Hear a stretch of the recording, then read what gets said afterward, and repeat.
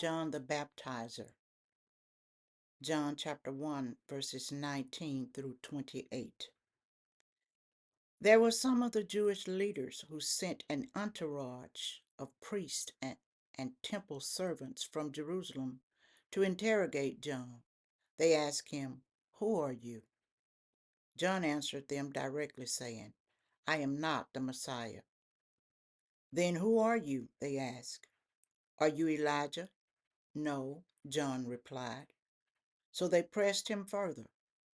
"Are you the prophet Moses said was coming, the one we're expecting?" "No," he replied. "Then who are you?" they demanded. "We need an answer for those who sent us. Tell us something about yourself, anything." So John answered them, "I am fulfilling Isaiah's prophecy. I am an urgent, thundering voice shouting in the desert, 'Clear the way and prepare your hearts for the coming of the Lord Yahweh.'" Then some members of the religious sect known as the Pharisees questioned John. "Why do you baptize the people since you admit you are not the Christ, Elijah, or the prophet?" John answered them, "I baptize in this river, but the one who will take my place is to be more honored than I. But even when he stands among you, you will not recognize or embrace him. I am not worthy enough to stoop down in front of him and untie his sandals." John made it clear by telling them, "There is one coming who is mightier than I. He is supreme. In fact, I am not worthy of even being his slave. I can only baptize you in the river, but he will baptize you in the spirit of holiness and into his raging fire.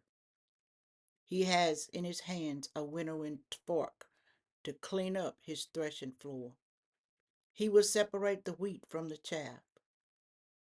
The wheat he will gather into his barn, but he will burn the chaff in a fire that no one can ever put out." John used many similar warnings as he preached the good news and prepared the people. This all took place at Bethany, where John was baptizing at the place of the crossing of the Jordan River. The Lamb of God, John chapter 1, verses 29 through 31. The very next day, John saw Jesus coming to him to be baptized, and John cried out, "Look, there he is, God's Lamb. He will take away the sins of the world.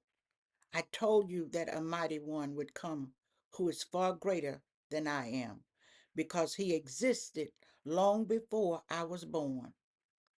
My baptism was for the preparation of his appearing to Israel, even though I've yet to experience him."